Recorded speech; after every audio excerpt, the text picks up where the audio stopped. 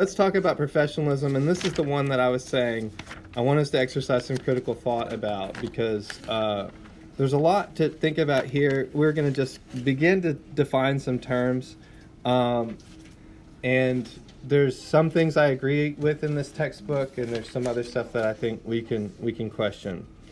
So let's jump into it. So the first thing is understanding issues of cultural diversity. And so the first thing to understand about diversity is that it has a fairly broad scope, right? So when we're using the word diversity, it can apply to a lot of things.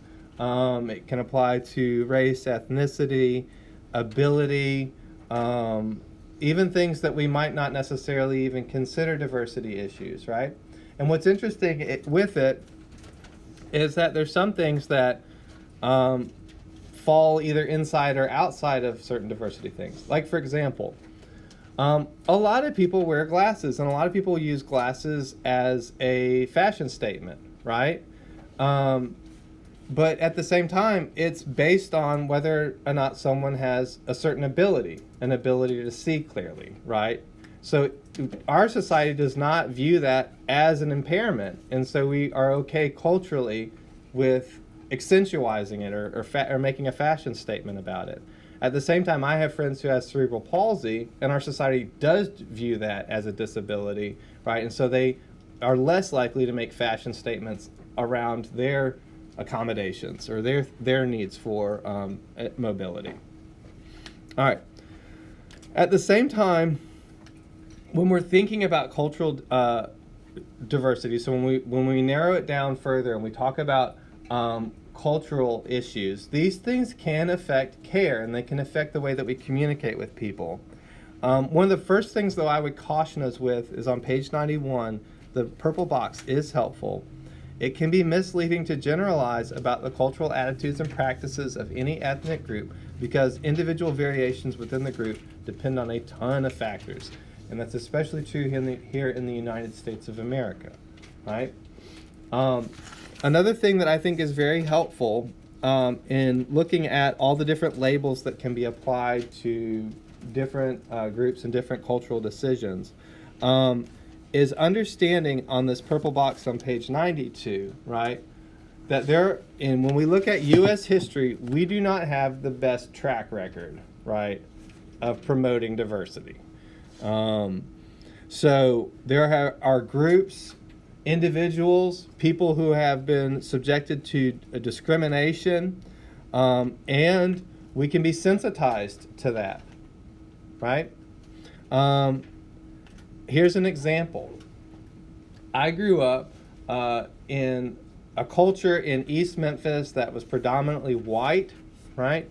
And went to a high school that was also predominantly white. It was a Christian, as a small Christian school, and very often at chapel, the funny thing for the guys that were raring to go into a fraternity as soon as they graduated high school to shout would be, "Play Freebird," right? Like right after we sang a worship song, "Play some Freebird." Have y'all ever heard people say that? Are they still saying this?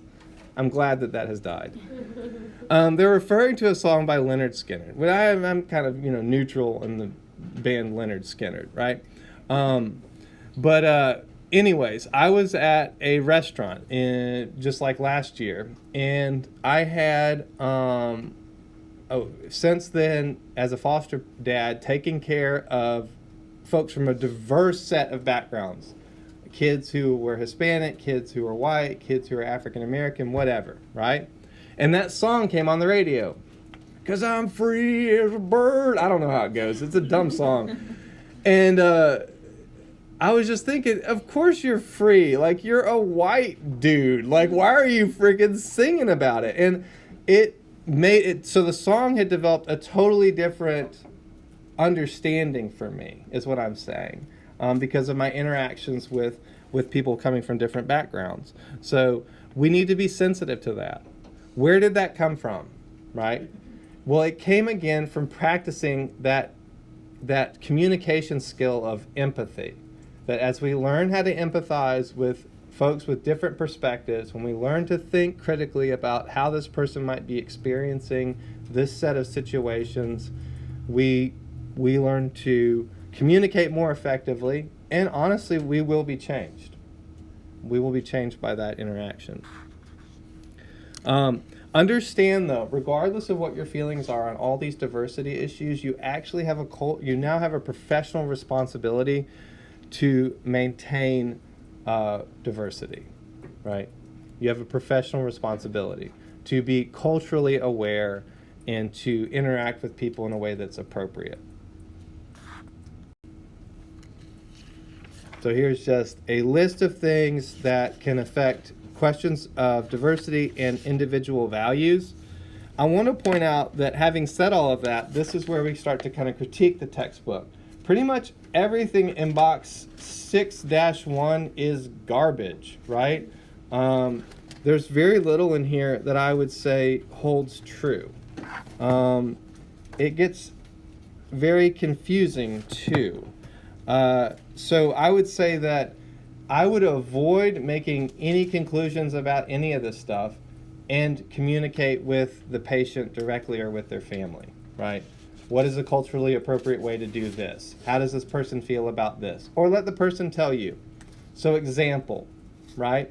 I worked at a cancer treatment facility. We treated some individuals who were Ute Indian or Navajo Indians who had been exposed to radiation due to mining or due to atomic bombs tests in the south part of Utah, right? As within their tribe, they had medicine men and people who would practice certain rites for them in order to be clean or something like that. There was an individual, one of these medicine men, had cancer, and we treated this individual at our treatment facility. And prior to receiving any of his treatments, he had a cleansing ritual that he would perform over the machinery, right? That he felt would help with his treatment. And we let him do that, right? That is what I'm talking about, is allowing the individual to communicate what's going to be the best way for them to receive the treatment, right? Another example, and this one was really, really fraught. We had a woman who was from Turkey. She was Muslim, right? We treated her for breast cancer, right? We realized pretty quickly on in communications with her, and she never came with her husband, because it was just like, I think for him, it was a much more complicated issue than she ever really communicated to us. But it was complicated enough for her to say, I do not want guys in the treatment room while I'm receiving these treatments, right? And we accommodated that. Again, not because we felt like this was going to help improve her medical care or that it was going to help benefit her. It was actually made her care more complicated, right? But it was very, very valuable to her to feel like she was being understood and that she was receiving the care in a way that was culturally appropriate. So it's one thing if I am trying to act with compassion or with good intentions. It's another thing to be perceived as acting with good intentions. And that's where culture can become complicated. Now, I will say this in regards to culture and the way that it can influence decisions. For my own purposes, as an individual, in defining my own autonomy, and you have these own decisions ahead of you, I do not automatically respect an individual's culture, right? Respect is something in my book that has to be earned, right? So, for example, there are certain cultures that devalue other people's lives, right? There's certain cultures that devalue other individuals based on their own ethnicity or their own gender or their own whatever, right? I do not respect those cultures. Why do I not respect those cultures? Well, it's because they devalue individual lives, right? So out of respect for autonomy and the significance of an individual and God's love for individual lives, I do not respect this cultural decision, right? So things to think about, because oftentimes when we talk about culture, we just assume culture is something you always have to respect. You always have to respect someone's culture. Not necessarily. If we're honest, there are certain cultures that do things that are harmful, right, to individuals, and those aspects of the culture we would do best not to respect, right? We can still understand this is a cultural decision, right? And that this individual is being influenced by their culture, right? So we can respect it in that regard, but we don't necessarily need to honor it or say, yeah, this is something that everyone should practice. And when I use the word culture, just to further define it, because it's a difficult word to define, I'm thinking about it again from the standpoint of a foster parent, and so culture for me boils down to the family, right? How does an individual's family handle things? Because that family culture is generally the strongest cultural connection that people have, especially here in the United States of America. We do not necessarily practice a national culture or a state culture or something like that. We largely practice a family culture.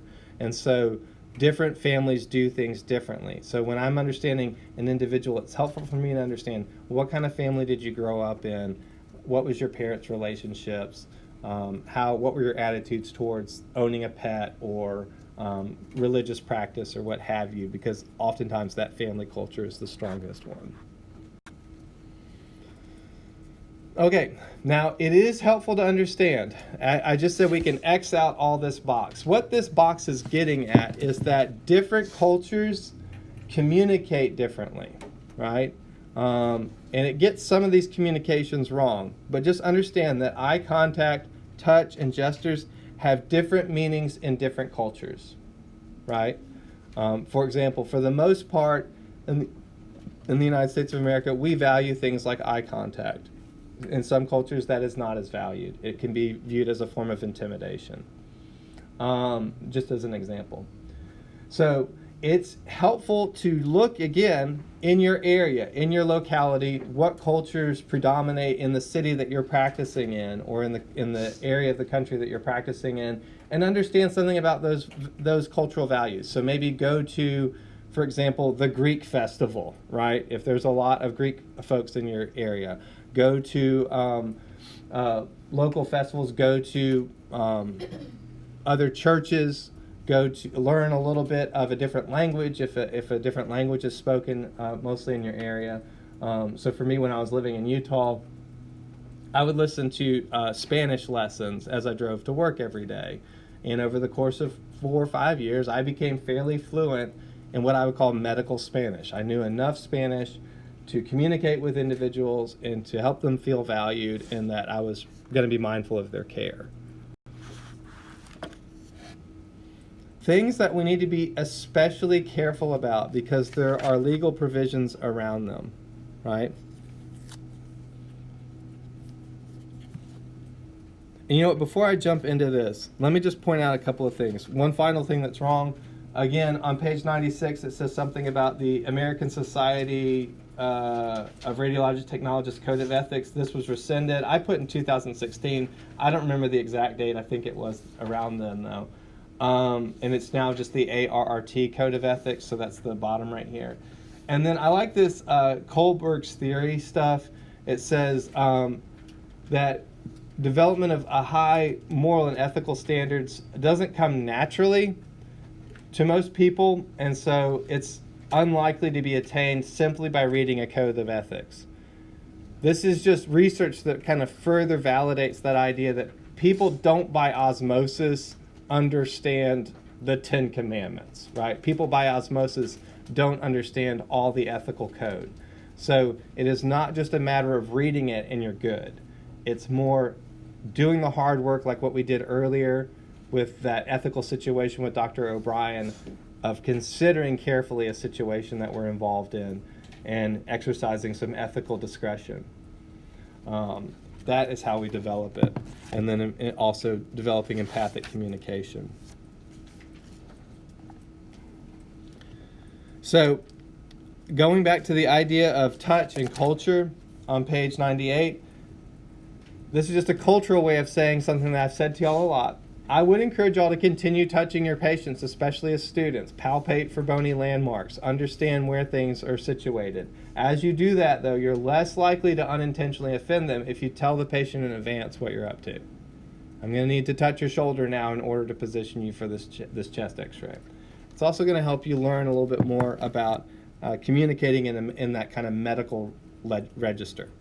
Okay, let's talk about some special considerations. So I've said that these things are going to guide communication in a legal way. And before we get into this, I want to turn to page 100, right, and look at these things here. When we're communicating in a stressful situation, which you will be doing a lot, stress does influence communication. Understand that right off the bat. So, a way to de-escalate in conflict management is to lower your voice and speak slowly. If someone's getting escalated in anxiety, you should speak more slowly and more quietly. They will start to take a cue from you and generally do the same, right? Be as non-judgmental as possible, right? That is part of exercising professionalism, is maintaining objective. Just because if someone uses foul language against you, which I hate to say it, but they will. It's sad, but that's the world that we live in. You do not need to do the same. Stay above it. Be bigger than that. And if you're unclear on whether or not they've understood you, you can ask them to repeat it back to you or do something of that nature to make sure that they're as clear as possible with what's going on. Now, are there going to be situations where you got to throw down? Yeah, there are. Like, you will get drawn into fights in medicine, particularly if you work at a trauma level something hospital, right? There will be situations that will escalate to the level of something like a fight, right? So let's be completely clear. Our textbook actually tells us some important stuff on what I would call how to fight, right? It says, do not attempt to handle the situation alone. Immediately call for help, right? If that involves getting security involved, then do that. But whoever you call for help for, make sure that it's someone you can rely on that has your back. It says pleasantly firm, right? And I think about this as being what I would call the mama voice, right? So use a firm voice in communicating. In fact, I would say the voice is your first weapon, right? That's generally how they teach it to police officers, is use your voice as a weapon. Be firm in the way that you're communicating with the individual. Never let a combative individual get between you and the door, right? You do not want to get trapped in a room with them. And immediately after the situation, review the situation with your coworkers and with management and fill out an incident report. So the reason I mention that with y'all is I worked at a facility where there was a lot of meth and things like that in the community, and frequently people would come in fighting, right? And so we had to work to subdue those patients. And one of the best things that I found in subduing individuals, for the most part, is using my voice appropriately and being aware of the situation that I'm in. Now, I love this box on page 101 for therapeutic communication. All of these are excellent. Let's talk about these special considerations. First off, people who do not speak English. Federal legislation, page 103, guarantees the patient's right to communicate effectively in healthcare situations regardless of language barriers. This is probably one of the most trounced on federal legislations on the books, right? That in healthcare, we have an individual who cannot speak English, and yet we're communicating to them about their care in English, and in gross neglect of U.S. law. So we are seeing an increase in the use of teleinterpreter services, but as you are interacting with patients, if they do not know how to speak English, and it becomes clear to you, use a translator or an interpreter to translate and get their medical history. So a translator is required anytime you're obtaining their history. informed consent for a treatment. The diagnosis is on page 104, the top of the page. If the patient is conscious during treatment or surgery, explaining medical instructions, side effects, and doses, physicians or medical staff giving instructions, or the patient is being discharged. You'll notice that x-ray is not in that list, right? So if they're getting an x-ray procedure, do you need a trained interpreter? This is a big gray area. Some textbooks are going to say yes. Some textbooks will say you can use a family member. Regardless of what you do, right? Make sure that you are speaking to the individual and not the interpreter. Maintain eye contact or communication with the individual, not the interpreter. You're talking, again, this goes back to the ADA. Nothing about the person without the person, right? Nothing about the person without the person. Now, I have had a lot of experience in working in the legal system with the translator needed. And I would say, are translators perfect? No. So the textbook says don't use family members for translators because there might be like a beef there between the family members. That oftentimes is not the case. I would say that family members make reliable translators for the most part, or just as often as medical interpreters. So use your discretion in that regard. In dealing with hearing impairment or a patient who is deaf, the same guidelines apply to American Sign Language translation. They have a right to receiving sign language translation for all of those things that I just listed. You'll notice, again, x-ray was not in the list. How will you work then with people who are hearing impaired? What will you do?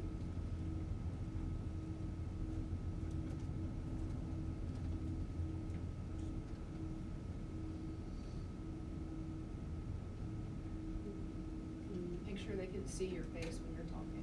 Okay, good. So some people, if they're just hearing impaired, if I'm looking at them while I'm talking, not looking at the x-ray board or whatever, they may be able to read my lips, right? Other things that they can read, yeah. Well, my uncle, he's completely deaf, and most of the time he'll write on paper instead of trying, because he can read lips, but a lot of the time people, maybe they can't understand him all the way, so he'll just write on paper and they'll write back. Good. Good. Yeah, using a piece of paper. So having a pen and a piece of paper with you is very, very helpful in dealing with people who may have a hearing impairment or deaf. So again, just using that critical thinking skill. And just so you know, I brought this in as a reminder. Next year, once we've moved along a little bit, I had hoped to do this today, but we have a time constraint. You will be doing exams on each other as a simulated being deaf or being blind, right? So once you've learned a little bit about procedures, I had thought we could just go in there today and we could practice on each other with like a chest x-ray, perform a chest x-ray on this person who is hearing impaired. Again, I do think that's valuable, but we'll save it for procedures 3, okay? But be thinking about that. As I interact with this individual who is hearing impaired, what would be ways that would be helpful to them? And frankly, there's a lot of YouTube videos out there that will just teach you basic American Sign Language, like how to say hello, spell your name, say thank you. All of those things are pretty easy to master. Impaired vision. Now, legal blindness can include everything from like severe glaucoma to people who are born blind, right? So acquired blindness to born blind. And similar to deafness, if it was acquired or if the individual was born with it, does affect their perspective on it. So there are individuals who are born deaf who have a very proud cultural tradition of their deafness. They consider themselves visually more acute than others. Like they kind of are proud of the fact that they're able to see things more readily and perceive things more quickly with their eyes. And I would say that's on the whole a positive. But there are also other individuals, like I had a friend of mine in Austin who was losing his hearing. And I have another friend of mine here in Memphis who's losing his hearing. And his training was actually as an audio producer. He's losing his hearing. His perspective on his loss of hearing is very different, right? He does not know American Sign Language, and so he views it in a different way. The same is true with loss of vision. There are individuals who are born blind who view it as a positive thing. Like an example of that might be someone like Stevie Wonder, who clearly has used this as a way to better understand himself and better understand music, right? Then there are other individuals who lose their sight and they have a different view of it, right? So being aware of those differences of feeling about it is important too. Okay, as a dad who has children with different levels of mental ability, I want to say that everything under this part on impaired mental function is pretty much garbage. It's infantilizing. It literally says it is...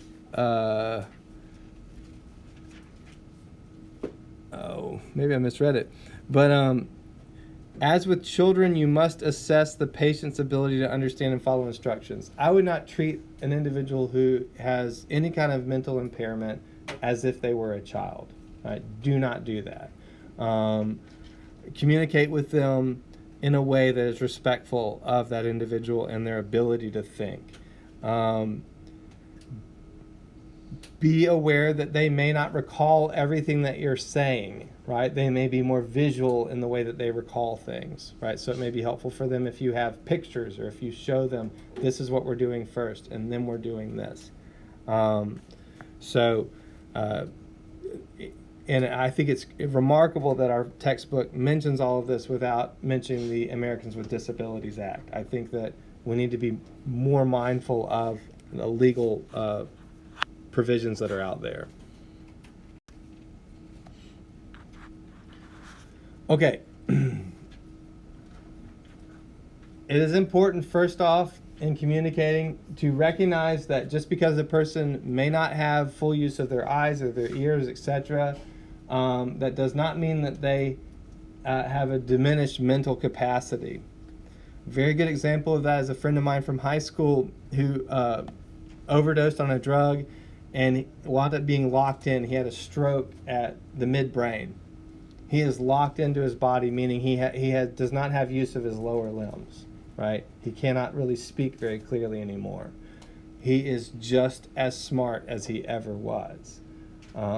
So even though outwardly he may appear to be in a chronic or persistent vegetative state, he is not. His brain is very, very active and has just the level of a mental capacity as he's always had. So be mindful of that as you're interacting with individuals. And make sure that you are doing everything you can to be respectful in your interactions.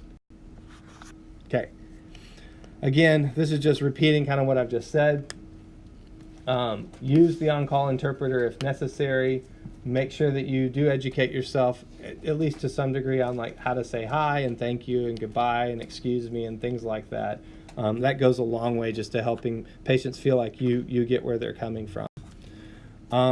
If an individual is hearing impaired, again, talk to, not about the person. And you can use either lip reading or to some form of handwriting. Be aware that deaf persons have their own culture, right?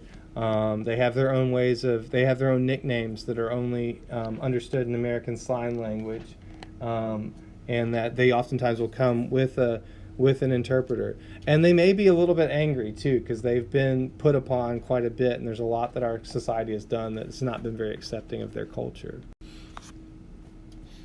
When working with someone who has impaired vision, it may be helpful to allow them to touch your elbow as a guide. So allow them to hold your elbow, don't hold their elbow, right? And they may just appreciate a description of the environment. So as you're working with the individual, the x-ray thing is right here. I'm tapping the x-ray thing. The tube is over here. I'm tapping the tube, right? To let them know, to orient themselves. Aphasia just means an inability to speak and there's different things that can cause this. Perhaps one of the most common ones is a stroke. So if you're working with an individual who has recently had a stroke, they may struggle with communicating. In fact, they may say things like yes but mean no. So be very clear in the way that you're communicating with them and make sure that they understand what you're saying. And I think I've said enough about this. Okay, individuals with an altered state of consciousness, including things like drug use, right? Even if they are snowed under with a bunch of Versed or some kind of general anesthesia, continue to communicate with and about the patient as though they were present, because there are many cases of people who are under general anesthesia who remember things that were said about them while they were under. At the same time, do not necessarily rely on them to remember everything that you're telling them in terms of instructions. So the final thing that I'll say is view yourself as an educator for the patients, right? You are going to be responsible for explaining procedures to them, making sure that they understand what's going on. It may be helpful to have things in writing, right?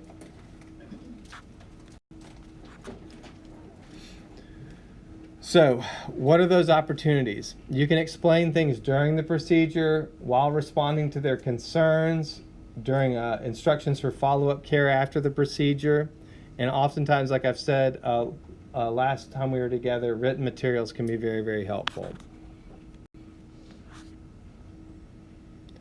Again, here's that empathy thing.